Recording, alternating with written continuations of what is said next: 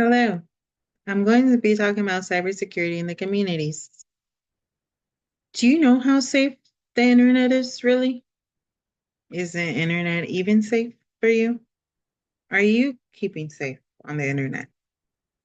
Today, we'll be hoping to help you to learn skills for protecting personal identification, financial information, and protecting your mental health by learning some of the most common cyber threats and how to practice cybersecurity practices.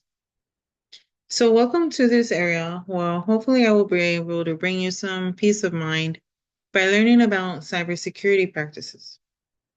I'm Eliana Lizarraga, a student at Northwest Vista College, and I'm currently majoring in cloud computing. I also am a CompTIA, A+ certification holder. I have attended networking classes and security classes, and I also do have 15 years of computer experience. This topic matters to me because I've personally been a victim of cyber threats. I've witnessed my family, my friends, and businesses and education facilities go through the heartache and the negative mental impact of becoming victims of cybercrime.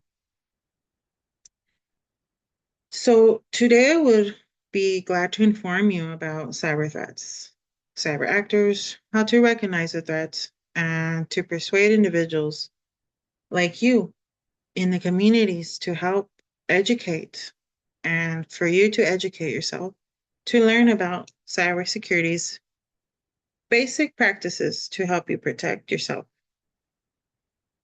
According to Mr. Auxier at the Pew Research Center, he said that roughly 6 in 10 Americans say they have very little to no understanding of the laws and regulations that are currently in place to protect their privacy.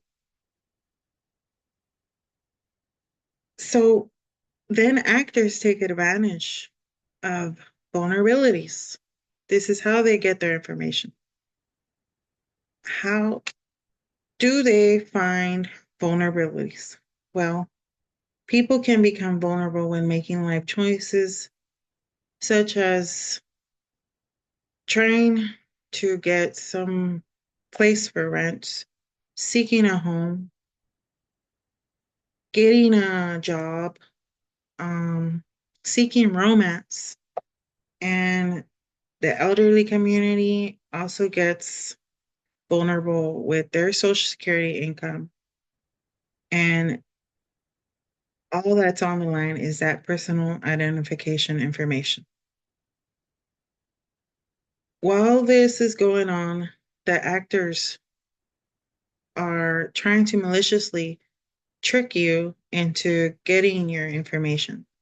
And this causes mental strain, financial insecurity, and confusion. In TB and Outbreaks Week from 2021, they said that people are increasingly dependent on the internet to work, communicate, shop, and entertain themselves. And so scammers are also taking advantage of the new normal to lure these victims. So, what's behind these attacks? So, what is a cyber threat? And how do we recognize it? Well, there's many common attacks that are out there that take advantage of people's vulnerabilities, and one of them is that Trojan horse. And this one is a malicious attack that creates a malicious file for tricking people to download so that they can grab all their information from their computer and use it to their advantage. Some other threat is a ransomware attack, which Judson ISD had become a victim of, and they had to end up paying $500,000 to get their information back, which all the students' information and their family information was leaked.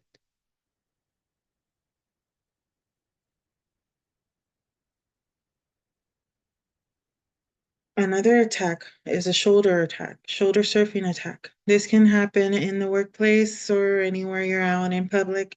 People are over your shoulder looking at the information and jotting it down for their interest and to get your personal identification information. 90% of all threats detected by SIMNATAC during the study period attempted were to steal confidential information. And that was from Internet Wire in 2009. There's all other kinds of threats such as clickbait, where they trick you into clicking things, and usually it's something that's way too good to be true. And the most common is phishing, where you'll find this in emails or text messages sent to you, where they lure you to try to think that the site is legit, but really it isn't. So, how do we protect ourselves and how do we recognize these threats?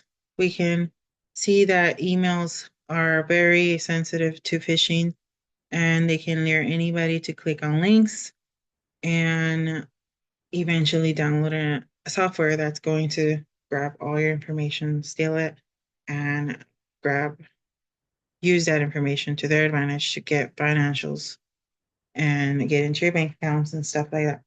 So we can usually recognize these by knowing that they're trying to get something fast, it's too good to be true, and they're giving you specifics on how to do the money transfer of wires and etc. So beware because things aren't always as they seem. So what should we do?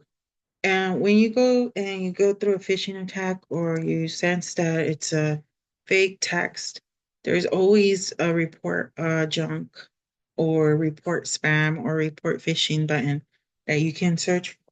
And you can always visit the government websites that will teach you more about what's going on today in the cyber world and how to protect yourself, like ic3.gov or cisa.gov. And in these places, they will share their most up-to-date information on how to protect yourself in cybersecurity. A, a best practice from Washington newspaper transcript database from 2013 says that keeping cybersecurity hygiene is the best standards and practice. And that means keeping up with your passwords, using a password manager, keeping your computers up to date or your devices up to date with the software, antivirus software, and etc. So in today's cyber world, it's essential to learn the basics of cybersecurity, to learn how to protect ourselves from malicious threats by seeking basic cybersecurity information in the public, in the schools, in your community, online, and where we can teach everybody about it. And we can share that information. And the more reporting that we do, the more we know what is going on, what to look for, and how these cyber threats are ever changing, especially with the new AI going on. So thank you so much for listening, and I hope that this has helped you in a way to recognize threats and to protect yourself from threats. Thank you.